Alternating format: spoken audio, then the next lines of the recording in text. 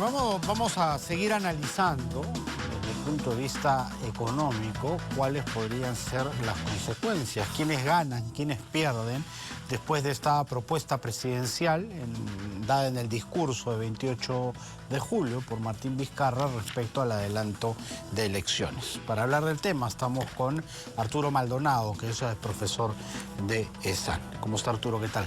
¿Qué tal? Buenas tardes. Buenas tardes. ¿Se puede hablar de ganadores o perdedores? ¿O acá es un pierde-pierde respecto a la posibilidad de que las elecciones generales no sean en el año de nuestro bicentenario, sino un año antes, en el 20? Yo creo que sí se puede hablar de ganadores y perdedores. El tema es que creo en estos momentos el único ganador es el presidente, ¿no? Es decir, hasta el discurso de entrada del presidente actual del Congreso, donde él mismo trató de marcar la cancha y decir que la agenda para el año de trabajo era una agenda muy económica, ¿no? Ahora el presidente Vizcarra ha completamente volteado la situación y él es el que ha marcado la agenda política del año que tenemos enfrente. En ese sentido, yo creo que Vizcarra, los términos de discusión... ¿Crees que el mensaje ha sido no, esa no es la agenda, señor presidente del Congreso, la agenda la marco yo y es esta? Yo creo que sí, yo creo que de todas maneras, si bien es cierto, el presidente demoró bastante tiempo hablando sobre economía, hablando sobre cada uno de los sectores, creo yo que sabía y era muy consciente que los últimos 10 minutos de su discurso iban a ser los que iban a marcar la agenda y que por lo tanto los temas económicos iban a terminar subordinados. Claro, algunos dicen que nos metió en una mecedora en el discurso de casi hora y media para soltar la bomba al final, ¿no? Un recuento de logros y una agenda para el siguiente año un poco soso, un poco tranquilo, con la voz prácticamente imperturbable, hasta soltar el gancho de izquierda que fue finalmente esta propuesta de adelantar las elecciones. Ahora, eso cómo nos pinta la cancha en el plano económico, ¿no? Que finalmente afecta desde arriba hasta abajo a todos. Sin duda, ¿no? Sin duda el año que viene es un año, digamos, de mucha incertidumbre, ¿no? Ya sea porque tenemos elecciones adelantadas o porque no tenemos elecciones adelantadas. En cualquier situación vamos a tener una situación de alta incertidumbre, sobre todo por, digamos, una exacerbación de esta... Claro, porque un escenario probable, y yo diría bastante probable, es que el Congreso no dé luz verde a esta iniciativa, ¿no? Se la rechace, finalmente, que es facultad del Parlamento, ¿no? Y ahí entraríamos en otro escenario, pero no de paz, sino de contienda igual. Es, digamos... En el discurso, el presidente hizo su jugada, ahora le toca al Congreso, ¿no? El presidente del Congreso, Lechea, indicó que ellos iban a esperar, recepcionar el proyecto de ley para una vez recepcionado pronunciarse, es decir, ahora tenemos que ver qué sigue. Ya hay voces desde el Congreso que indican que el plazo que había propuesto el presidente no es lo que ellos van a hacer, ¿no? Que no calza, que mientras esto se deriva a la Comisión de Constitución, no, hay que recordar que primero se tienen que conformar las comisiones, que todavía no están conformadas, ¿no? Sobre todo la Comisión de Constitución, la que el fujimorismo ha dicho que no piensa, digamos, ceder, ¿no? Entonces, en ese sentido, ¿no? Mientras se arman las comisiones, se tramita el proyecto a la comisión, se discute, va a pasar un tiempo donde algunas voces indican que recién se tendría alguna suerte de luz de cuál va a ser la decisión para septiembre, ¿no? Eso lo ha dicho hoy Gilbert Violeta, ¿no? Exacto. Que siendo optimista y acelerando un poco los pasos, podría verse, incondicional además, en septiembre recién. Y eso le pone mucho más presión al calendario propuesto por el presidente, que ya estaba muy apretado. Porque los analistas han dicho que si no se ve en agosto, ya no van a alcanzar los tiempos para que esto sea el tercer domingo de abril, la elección de primera vuelta, y poder tener presidente nuevo el 28 de julio. Es como como cuando uno en una empresa hace estos cronogramas en Excel con las semanas que debería demorar cada paso, digamos, de un proyecto, y uno intuitivamente debería saber que esos cronogramas siempre tienen que manejar un margen, no unos colchones de tiempo. Sin embargo, aquí ya no tenemos esos colchones de tiempo. Además, nos estamos acostumbrando a sacar reformas importantes a trancas y barrancas, ¿no? A empujones y a atropelladas, ¿no? Que finalmente como en el caso de la Junta Nacional de Justicia, finalmente no tienen pues los efectos deseados. Se hace algo no bien hecho que finalmente no consigue los resultados que se espera, justamente por hacerla a la apurada. Sí, ¿no? Y ya miembros de la propia Comisión de Alto Nivel, digamos, han manifestado su opinión que el conjunto de proyectos que ellos ofrecieron al Ejecutivo y de los cuales el Ejecutivo solamente se hizo, digamos, hizo suyo una parte de estos proyectos, los cuales derivó al Congreso, y en el Congreso, digamos, en una negociación también, digamos, en algunos se respetó la esencia, en otros, según la versión del Ejecutivo, no se respetó la esencia, ¿no? Y ahora estamos bajo la pregunta de cuáles de esos proyectos van a sobrevivir, ¿no?, de cara a las próximas elecciones. No lo sabemos, ¿no? Porque, es más, desde el Congreso todavía que no son ley todavía. No son ley todavía, no tienen autógrafa de ley, no se han publicado en el peruano, ¿no? Está en una suerte de limbo jurídico, digamos, por lo menos estas reformas, por lo menos las que no son constitucionales y que podrían valer para las próximas elecciones, no sabemos muy bien si todavía van a tener luz verde o simplemente vamos a tener una elección bajo las reglas anteriores. Claro, y en el caso de las reformas constitucionales, como por ejemplo el tema de la inmunidad parlamentaria, tendrían que ir o a una segunda votación en la siguiente legislatura con mayoría calificada, o ir a un referéndum como manda la Constitución. O sea, vamos a tener referéndum más campaña electoral y elecciones. Muy complicado, ¿no? De hecho, creo yo que ese panorama ha hecho a uno de los miembros de la Comisión de Alto Nivel decir que el tema de la inmunidad ya ha naufragado completamente, ¿no? Sí. Y creo que sí, ¿no? Y es paradójico, ¿no? Porque creo yo que desde el discurso del presidente es la reforma que dio motivo a todo digamos, este shock político. Y sin embargo, creo yo que es la reforma que más dañada ha quedado, ¿no? Y que más necesaria era también.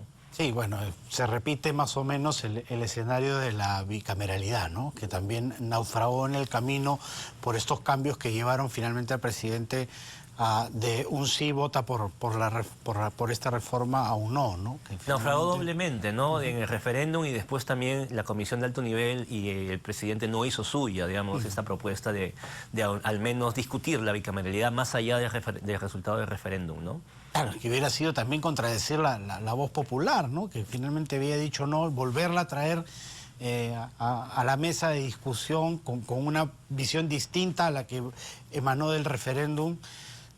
Hubiera sido contradictorio también. Hay que decir ahí también, digamos, que los hechos jurídicos no son fórmulas, ¿no? Y digamos, hay interpretaciones, una de las cuales, por ejemplo, a raíz de lo de la bicameralidad, yo había escuchado que uno sí podía, digamos, interpretar lo que había mandado el referéndum, dado que había sido un no, que lo que indicaba en un referéndum, lo que se decretaba como sí, eso sí era, digamos, no se podía cambiar en el mediano plazo. Claro, porque podrías interpretar no como está, pero si le haces algunas variaciones, ese no podría ser sí. Exacto. ¿No es cierto? Y eso también nos dice que de acá hacia adelante, ¿no?, la discusión constitucional, ¿no?, y de todo este entrampamiento en el que estamos actualmente, de discusión si la Constitución va, si el artículo tal, no, va a tener que ser muy creativa, ¿no?, en el sentido de que va a depender mucho también de la discusión política y de cómo, digamos, a estos constitucionalistas se les ocurre fórmulas, digamos, que nos saquen de este entrampamiento hacia adelante, ¿no? Como fue, digamos, quizá en la época de Valentín Paniagua, ¿no? Sí, claro, que hizo un gobierno de transición exitoso, ¿no? En una época mucho más crítica que esta, incluso en lo político. Y donde hubieron fórmulas, ¿no?, alternativas, ¿no? Por ejemplo, hubieron legislaturas de 15 días para cumplir con la doble legislatura, ¿no? Hubieron cambio de fecha de las elecciones, ¿no? En algunas circunstancias también he escuchado a algunos expertos que indican que no necesariamente el presidente tiene que asumir un 28 de julio, ¿no? Que podría, digamos, asumir en una fecha posterior. Eso es cuestión que los constitucionalistas y los expertos legales nos den, digamos, esas alternativas. Veremos. ¿Esto cómo afecta el tema económico del proyecto país? Sin duda, ¿no? Sin duda, digamos, la inestabilidad siempre tiene un efecto en la economía, a pesar de que en épocas más estables se suele decir que la economía y la política van por cuerdas separadas. Yo creo que en épocas de shock político como este, ¿no? Sí, la economía se ve resentida, ¿no? Por ejemplo, ¿no? Es un caso sumamente contrario, pero cuando Pedro Pablo Kuczynski renuncia, eso por el contrario, ¿no? Le da un influjo positivo a los inversores, ¿no? La bolsa sube, ¿no? Digamos, hubo un efecto... Claro, que ahí la crisis partía de su permanencia, ¿no es cierto? Exactamente. Exactamente, pero ahora, ¿no?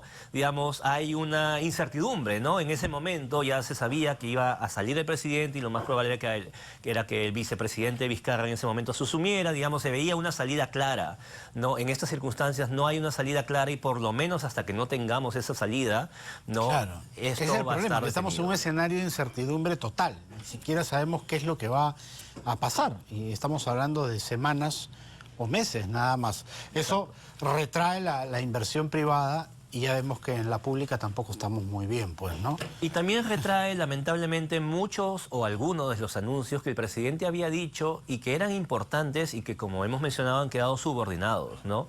Esta discusión de la Ley General de Minería, el Plan Nacional de Competitividad, ¿no? El tema de un plan de diversificación productiva, todos son grandes temas Claro, que deberíamos estar las cosas discutiendo. verdaderamente importantes. Exactamente, pero que en una coyuntura como esta no creo que haya, digamos, el ánimo o, digamos, el potencial para poder discutirlos. Y tentamos ser socios nuevos integrantes de la OCDE, ¿no?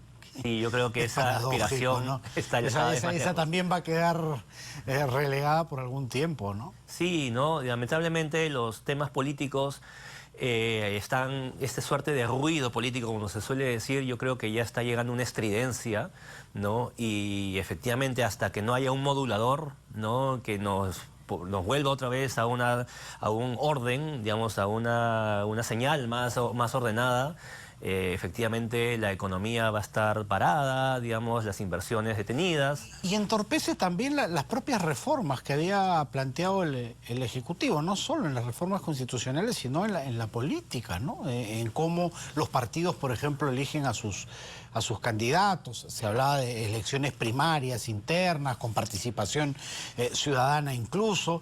Todo eso va a tener que quedar para después, ¿no? Porque ya con estos plazos es imposible que se cumplan. Lamentablemente, ¿no? Se está metiendo cabe el mismo a lo que él había planteado. Sí, ¿no? Es una suerte, ha sacrificado, digamos, muchas de las reformas, ¿no? Que prácticamente ya, la que tú has mencionado, prácticamente ya está anulada. No hay tiempo para hacer unas primarias, ¿no? Con participación popular, para elegir candidatos al Congreso. Eso es imposible en estas circunstancias, ¿no? Así que veremos. El próximo Congreso será el encargado nuevamente de poner esto en agenda y a ver si tenemos un cambio, digamos, más integral de cara al 2025 o al 2026. ¿Sientes que el presidente Martín Vizcarra ha dicho, ya, así no puedo gobernar?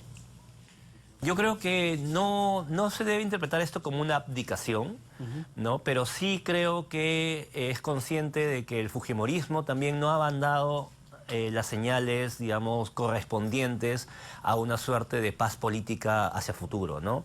Yo creo que, la elección de Pedro Lechea ha sido interpretada mayormente como que el fujimorismo nuevamente ha tomado la mesa directiva, la elección de Karina Beteta como primera vicepresidenta con un poder muy importante al ser ella la que filtra los proyectos de ley y les da prioridad, y siendo Karina Beteta, digamos, de las voces, llamémoslo así, más duras, del ala dura del fujimorismo. fujimorismo. Entonces creo yo que en esas circunstancias una persona tiene que ponerse a pensar qué año le espera, sobre todo, digamos, si es que él no tenía, Vizcarra, una medida de este tipo, iba a quedar sumamente debilitado al haber aceptado un cambio en la esencia de sus proyectos de ley, ¿no? Y por lo tanto, sin bancada, debilitado, sin apoyo popular, con un Congreso mayoritariamente en contra o principalmente en contra, entonces sus perspectivas no eran buenas. Creo yo que es una salida racional, calculada, ¿no? Y política al final de todo, ¿no?